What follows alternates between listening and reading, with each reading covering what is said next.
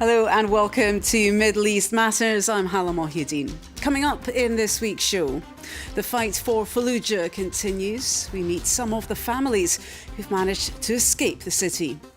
Efforts are underway to save the Palestinian cucumber and other endangered indigenous crops, plus French excellence in the United Arab Emirates. We take you to the Abu Dhabi Sorbonne. But first to Iraq, where government efforts to retake the city of Fallujah continue. It's been over a week now since the operation began, and as the battle rages on, some families have managed to escape what was one of the IS group's most emblematic bastions in western Iraq. However, though some 3,000 have made it out of Fallujah, tens of thousands more remain trapped, as Julia Seeger reports. It's the first time in 2 years this Iraqi family gets to eat rice. They live in a makeshift tent where the heat is searing. But for this mother, fleeing their home in Fallujah was a question of survival. We were starving without water and gas. They've been besieging us for 3 years and 7 months. We used to buy spoiled dates and eat them with tea. Rasmia is referring to Islamic State organization militants who have been in control of Fallujah since 2014. She says fighters used to ration the population and would threaten to kill those who would try to escape. But when government forces recently advanced on Fallujah to retake the city, many families decided to risk everything and managed to flee. When the army advanced towards Fallujah, it opened a chance for the families to flee. But Islamic State militants planted explosives along the road, so many people were killed and injured. Reaching the camp was indeed a dangerous journey. Some used small boats to cross the river to safety, others attempted to swim across. The security forces were able to ensure safe corridors to let those families who were besieged by the Islamic State group flee. Our groups are now in the process of questioning them to make sure that they are not from the IS group, and then they will be transferred to a refugee camp. These families from Fallujah are part of yet another wave of Iraqi refugees displaced by violence. The most fortunate of them were able to find shelter in this refugee camp just a few kilometers south of Fallujah. There are 260 families currently residing here, and they all came last evening from 11 o'clock and all the night through. Some 500 families have managed to escape Fallujah and the surrounding areas since the military offensive began on May 21st. Around 50,000 civilians, however, are still believed to be trapped inside the city. More than 1 billion Muslims are observing Ramadan, which began on Monday. For 1 month, the faithful abstain from eating, drinking, even smoking from dawn to dusk. Now, that may sound tricky for many, but it's especially difficult for those living in war zones this year. Muslims in Syria in particular, the besieged cities like Madaya and Daraya. But families there say they'll do what they can and plan on breaking fast with UN food handouts. Now, the humble cucumber is under threat over in Palestine. It's one of several species of plant at risk of dying out. But an unusual environmental project has launched in the West Bank, which aims to reverse this trend. Iris Mackler and Pierrick Laurent went to visit a seed library which is collecting Palestinian heirloom seeds in a bid to stop them disappearing from local fields and from history. This is Vivian Sansour's favourite spot in Bethlehem, a shop selling seeds. She's a botanist collecting heirloom seeds for a new national program to preserve and share them. So not just any old seed will do.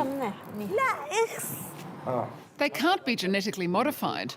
They have to be locally grown and organic, the seeds which are starting to disappear from Palestinian farming. Okay, so this is really Khadir's secret stash. He has all these other things that are traditional, conventional agriculture, but he keeps the good stuff in here. Khadir Abu Ratas sources the original seeds, the good stuff as Vivian calls it, from elderly farmers across the West Bank. He's also concerned that the seeds are disappearing. These are the ancient seeds we always had, which we can no longer find easily. Once they disappear forever, like the dinosaurs, and we will never have them again. We must have them, they're fundamental, and even the big industrial farming companies who do the genetic modification are looking for them. Khader's become Vivian's partner in this project. Now they go out searching together like seed detectives. We're gonna go try to find this elderly man. So we're going in the fields. They're looking for older farmers. And here near the village of Wadi Fukin, they get lucky. They find 70-year-old farmer Abu Dhabi harvesting radishes. This is the white cucumber. This is very rare. I mean, he's one of the very few people left in Palestine who grow this variety. This is amazing. It is our traditional. My grandfather, he was granted. Okay.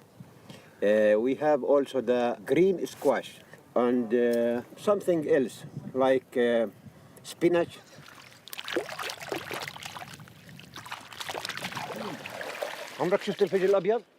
Abu Dhabi prepares his radishes for the markets in Bethlehem tomorrow. And yes, this stick is as high-tech as it gets. Vivian documents the visit, photographing and interviewing him. All of this, what he's telling me, the stories he's telling me about how he got the white cucumber seeds from two elderly ladies, the way he is cleaning the radishes, and visually I think it's art. Next morning, Vivian's up early, working a plot of land which has been donated to the project. She plants the seeds she's collected and the seedlings she's grown from them. Here we have the Jaddu'i watermelon. It's an endangered species. The seed holds in its DNA the cultural identity of a people, of a place. And they are seeds that have been developed over thousands of years, where people have carefully selected the varieties they want. And so it's really a tragedy in the world that now we are losing this genetic diversity. Vivian's gathering all the seeds she finds and grows in a new national seed library, which had its formal opening in the West Bank during this week. It's exactly how a book library works. You go, you get a little package of eggplants, and then you grow it. And then you are supposed to make seeds and bring back eggplants the next year for the library. The library also includes a program to spread this information to schools across the West Bank, with the aim of returning these plants to the fields where they once grew.